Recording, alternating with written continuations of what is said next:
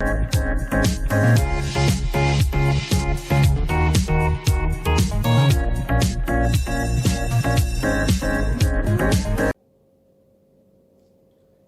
मित्रों, आज फिर से मैं कक्षा 9 के लिए व्याकरण का दूसरा पाठ जो कि है उपसर्ग और प्रत्यय।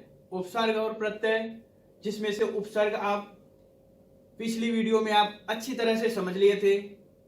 आज आप समझेंगे क्या प्रत्यय। प्रत्यय क्या होता है, प्रत्यय किसे कहते हैं, इनके कितने भेद होते हैं, आज इनके बारे में जो है अच्छी तरह से आप समझेंगे। एक एक करके आपको मैं अच्छी तरह से समझाऊंगा।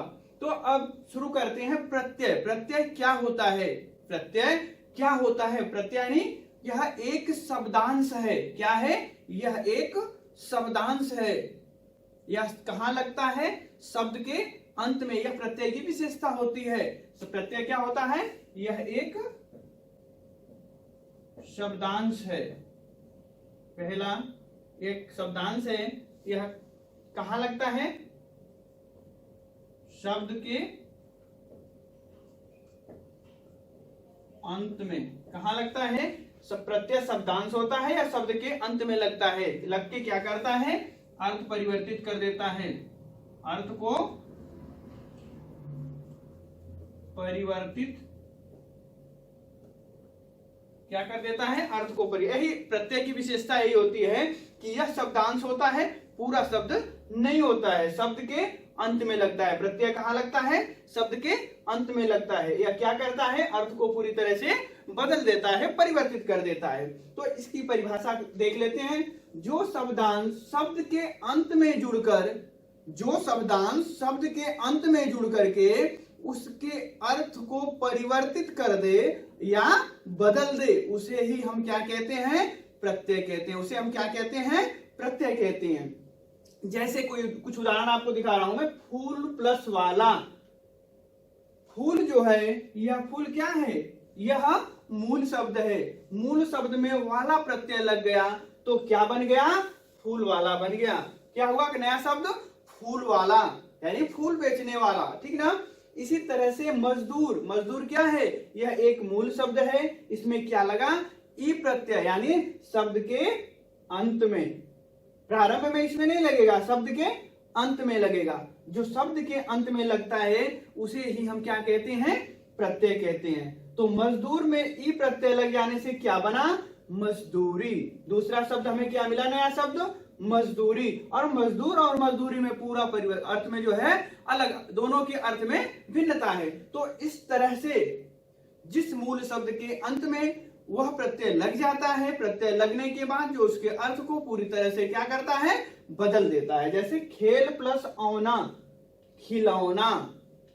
देखो यहां पर खेल है, इसमें औना प्रत्यय लग गया, क्या हो गया? खिलौना हो गया। खेल से खिलौना हो गया। तो यह है प्रत्यय, यानी इसे ही हम कहते हैं प्रत्यय। यानी जो मूल शब्द होता है, मूल शब्द के अंत में जो शब्दांश शब्द का भाग होता है, अंश होता है, वह जैसे यह क्या, इसको हम कहेंगे, इसको हम क्या कहेंगे? यह शब्दांश ही है ना, इसको क्या कहेंगे हम? यह शब्दांश है। यह क्या है? यह मूल शब्द है। इन मूल शब्द में जो है यह शब्दांश जुटने से खिलौना हो गया, इस मूल शब्द में ई जुटने से मजदूरी हो गई। तो यह उसके अर्थ को जो पुराना शब्द होता है उसके अर्थ को जो है, मूल शब्द के अर्थ को जो है वह पूरी तरह से बदल देता है। उसे ही हम क्या कहते हैं? प्रत्यय कहते हैं। ठीक, तो अब प्रत्यय के भेद जान लेते हैं। प्रत्यय किसे कहते हैं यह तो आप समझ गए। अब जानिए कि प्रत्यय किसे कहते, प्रत्यय के कितने भेद होते हैं। प्रत्यय के कितने भेद होते हैं? तो हिंदी में प्रत्यय के कितने भेद होते हैं? 2 भेद होते हैं। यानी हिंदी में प्रत्यय के 2 प्रकार होते हैं। पहला क्या होता है? कृत प्रत्यय। दूसरा क्या होता है? त्वदित प्रत्यय। पहला क्या होता है? कृत प्रत्यय और दूसरा होता है त्वदित प्रत्यय। तो अब हम जो है किसके बारे में जानेंगे? पहले के बारे में कि कृत प्रत्यय क्या होता है। अगला है कृत प्रत्यय। तो कृत प्रत्यय किसे कहते हैं? कृत प्रत्यय किसे कहते हैं? जो प्रत्यय के 2 भेद से उसमें से पहला भेद है क्या? कृत प्रत्यय। कृत प्रत्यय यानी क्रिया या धातु के अंत में, क्रिया या धातु के अंत में लगकर या जुड़कर संज्ञा और विशेषण शब्दों की रचना करने वाले शब्दांश को ही क्या कहते हैं?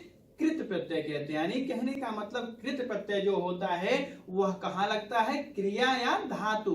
क्रिया और धातु, धातु यानी धातु को किसे कहते हैं, धातु क्रिया के मूल रूप को ही जो है हम धातु कहते हैं। तो क्रिया या धातु कह लीजिए, उसके जो है अंत में, उसके जो है अंत में जुड़ करके जो है संज्ञा और शब्दों का, संज्ञा और विशेषण शब्दों का जो है निर्माण करते हैं, रचना करते हैं, उसे ही हम क्या कहते हैं, प्रत्यय कहते हैं, कृत प्रत्यय कहते हैं। यानी वो शब्दांश, देखिए क्रिया या धातु के अंत में लगकर संज्ञा और विशेषण शब्दों की रचना करने वाले शब्दांश कृत प्रत्यय कहलाते हैं। यानी वह शब्दांश, शब्द का वह अंश जो क्रिया या धातु के अंत में जुड़ती है, उसे हम क्या कहते हैं, कृत प्रत्यय कहते हैं। जैसे देखिए लिख, लिख क्या है, लिखना, यह क्रिया है। राम लिख रहा है, तो राम क्या कर रहा है, लिख रहा है। तो लिखना उसका क्या हुआ, वह क्रिया कर रहा है, उसकी क्रिया क्या है, लिखना।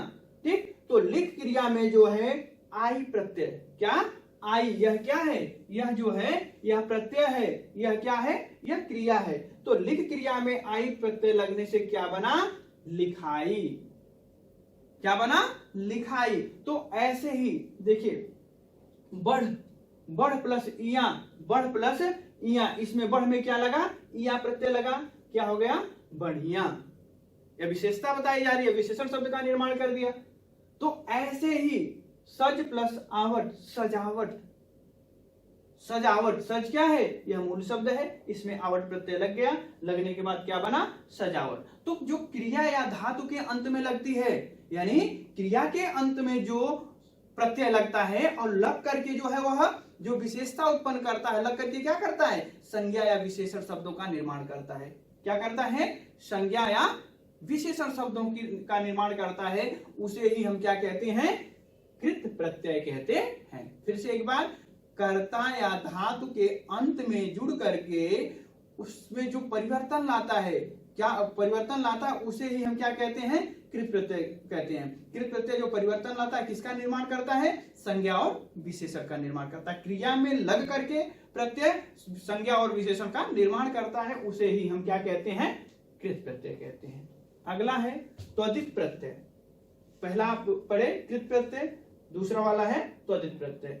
वे प्रत्यय जो संज्ञा, सर्वनाम, विशेषण या अव्यय तथा अव्यय के अंत में लगाए जाते हैं, वह त्वदित प्रत्यय कहलाते हैं।